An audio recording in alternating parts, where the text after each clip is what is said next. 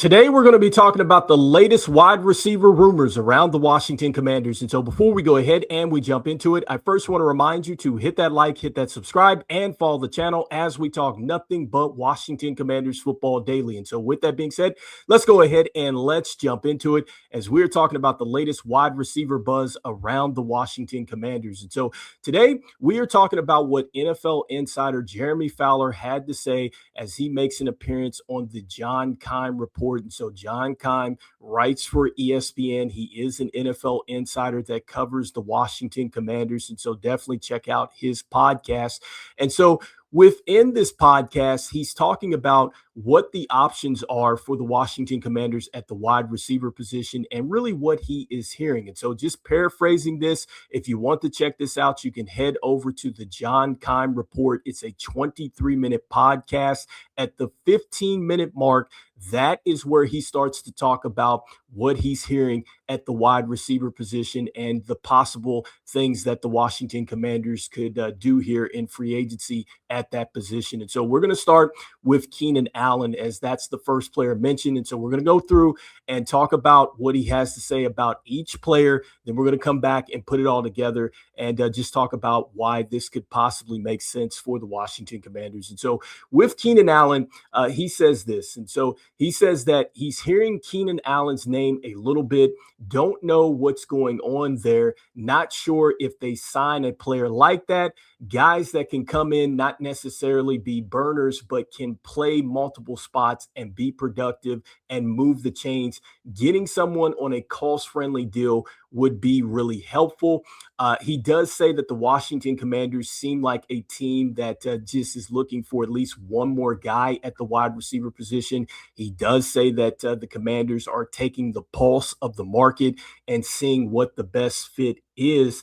And with Keenan Allen, he also says this, that the last free agency period, he was hearing that Keenan Allen wanted to stay on the West Coast, which he has spent the vast majority of his career on the West Coast with the Chargers. In fact, he was with the Bears for that season and went back to the Chargers. But he's saying this offseason, he's not necessarily hearing that same buzz that he wanted to necessarily stay on the West Coast. He is also saying that he would need to come around to being on the East Coast. Now, he also talks about this with Keenan Allen. He says that, look, he has a game that really has aged well. He's not a speed guy. He can get open. And the bottom line here is the money is going to speak here. You know, what type of money are you going to offer him at this point in his career for him to join the Washington Commanders or really any team? And so that was Jeremy Fowler's talking about that. And so next, he also talks about Stefon Diggs. And so this is what he says. He says, you know, what is the market like for Diggs when John Keim asked him that? And he says that with Stefon Diggs, there's certainly going to be a market for him. He does say that there are about 5 teams that he's hearing that is interested. So he's still gathering the research there. And he says that with Stefon Diggs, he wants to be in Washington, and he thinks that he's made that clear. And he said that that gives him really 2 options, you know, being from Maryland. Could he go to the Ravens? Because the Ravens have reached for, you know, wide receivers before later in their career. He mentions DeAndre Hopkins. I even think about Dez Bryant, who came over there later in his career. So I could see, you know, the Baltimore Ravens jumping in on Stefon Diggs. But he also says this with Stefon Diggs. He says that, you know, when it comes down to the money, he's saying maybe the $8 to $12 million range is what he's thinking about there, something that benefits both sides, really, when you're talking about a contract situation for him. And he said, you know, look, the bottom line here with Stefon Diggs and really the pitch that he's probably going to come at teams with is that, look, he had 1,000 yards on a pitch count with the Patriots. He does say that, look, he's probably going to tell teams that he's coming off that injury, and so he's a year removed from that ACL. He just had 1,000 yards on a pitch count. Imagine what he's going to do now that he's healthy after having that type of season and you don't hold him back. And so I do see that point very clearly, and I think that that is something that certainly is going to work out in his favor when it comes down to negotiations. He does say that with Stefon Diggs, he is willing to play with younger quarterbacks. He also talks about maybe KC would have some interest. And so talking about the Kansas City Chiefs, but they really haven't been in spending mode, especially after going ahead and doing that contract with Patrick Mahomes. And so maybe that's something that could possibly materialize. And really, he says that with the legal issues, there's really no major issues with Stefon Diggs that he thinks is going to really hold a team back from signing him. As far as Brandon Ayuk in that situation, he feels like that with the Brandon Ayuk situation, doesn't seem like that's in a good situation as far as him joining the Washington Commanders, especially when you are insulting Jayden Daniels and then also to his family there as well. And so he says that just doesn't seem like that is pointing to, something positive right now, to put it lightly. And so that's kind of his latest update around Brandon Ayuk. And so now that we put together the pieces and what Jeremy Fowler had to say, now just looking at both of these free agents that are mentioned here. And so starting with Keenan Allen, look, I think that you can get both of these players on team-friendly deals. I think that is certainly going to happen at this point in their careers. I think that you're probably looking at a one-year situation, which is exactly what the Commanders would want.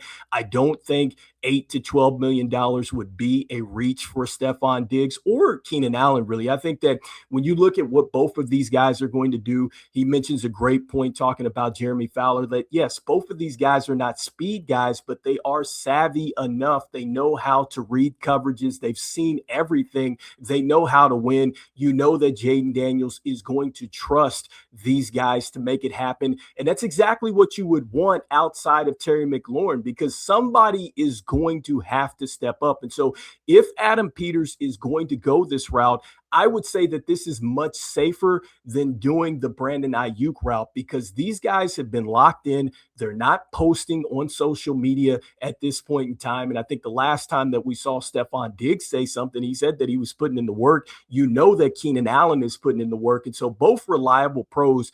And I think that both guys would want to come to the Washington Commanders, because I think that really the argument for them coming to the Washington Commanders is, number one, you're going to be playing with a franchise quarterback here in Jayden Daniels. I think that, look, if Jayden Daniels is healthy, look, that is going to make it a lot easier for either one of these guys to come over. I do anticipate that he's going to have a bounce back year, even though I think that a lot of these rankings and stuff like that look at the fact that he was injured. And I think that that's why he's sliding down the rankings. And I'm like, look, he's only been in the NFL for a couple seasons. He's had the one down year. The entire team had, a down year with injuries. And so I think he's going to be just fine. And I think the bottom line is, once Jayden Daniels gets back to being a dual threat like we saw in 2024, his ability to use his legs, really make defenses think about what he's going to do. You know that they're going to start to come up towards the line of scrimmage, or even when he extends plays, that's going to open it up for these guys. And so I think that they would certainly want to sign up for that. And then also, too, when you look at the additions on offense and defense for the Washington Commanders, like, I think that they are a pretty complete team on paper. I know we have to still see what they're going to do in preseason and obviously once they get to the season games, but I do think defensively, with what they've added, defensively, you're always going to be reacting to the offense. But I think that now, when you have Durante Jones, you have all these additions, I think that there's going to be offenses that are going to be reacting to the Commanders' defense, because they're going to be dictating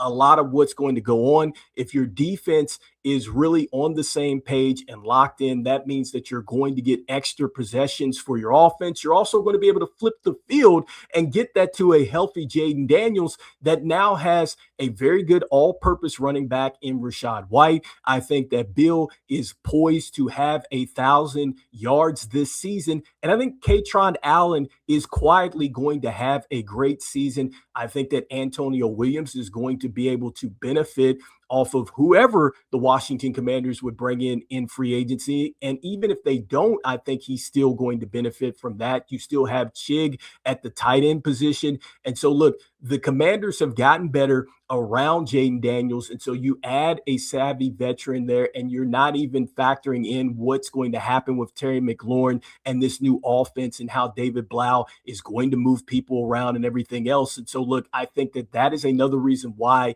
I think either Stefon Diggs or Keenan Allen would want to come over here to the Washington Commanders. And then also, too, I think that when you look at the NFC East right now, I think that it is still wide open at this point. And so I know it's early on, but look, with the Eagles now losing A.J. Brown, I think that that is going to present a question mark there with what they're going to look like offensively. You can't keep your defense on the field all the time. And so that's going to make you think about that. And then, when you look at the Dallas Cowboys and their situation, they have a contract situation with one of their wide receivers. Can Dak Prescott stay on the field? Is the defense even better than it was before trading Micah Parsons? And so that's going to be a question mark. The Giants, I think, still have a ways to go. And so, look, the NFC East might be wide open again. You're talking about maybe the Commanders getting back to what they did in the 2024 season. And maybe one of these veterans might be the key to really getting past the NFC Championship game. And so I think that that's another reason why you possibly go ahead